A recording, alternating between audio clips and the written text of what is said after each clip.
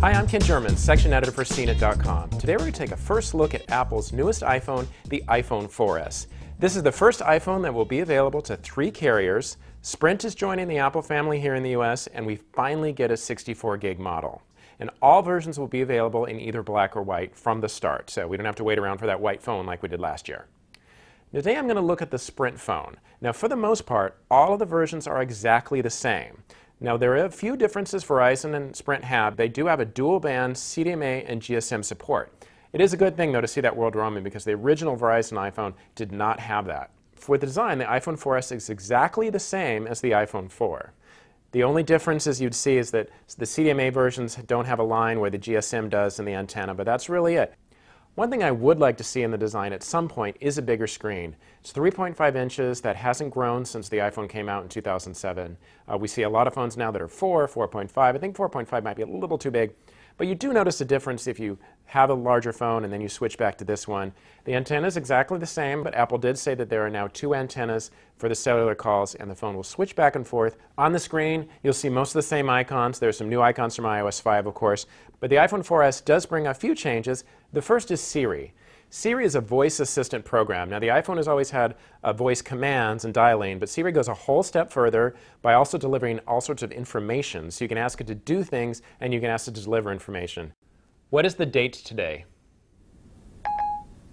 It's Thursday, October 13th, 2011. Is Brian Tong the coolest person ever?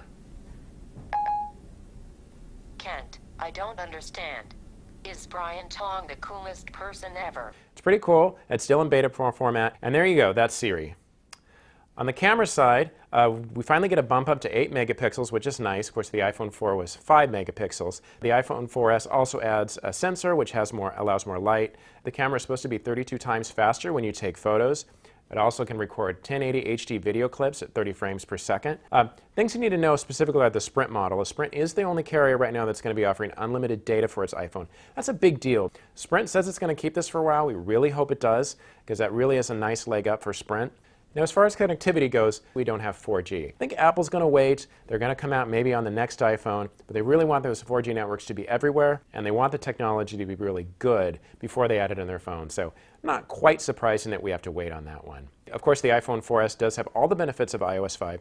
Just mention a couple: new notifications, the PC-free activation and update system, reminders, better Twitter enhancements, iMessage, and some great camera editing features. Another big addition to the iPhone 4S is that A5 processor. It is a dual-core 1 gigahertz processor along with a dual-core GPU, so it's twice as fast. It will offer graphics and performance that is 7 times faster than the iPhone 4s. So I've used it just briefly, and I can say I really see a difference. Of course, if you're a Sprint customer and been wanting the iPhone for years, certainly now is the time to buy. I like what I see here. I like the enhancements, and over 1 million people have bought this phone already, so they certainly like it too. I'm Ken German, and this has been a first look at the Sprint version of the iPhone 4S.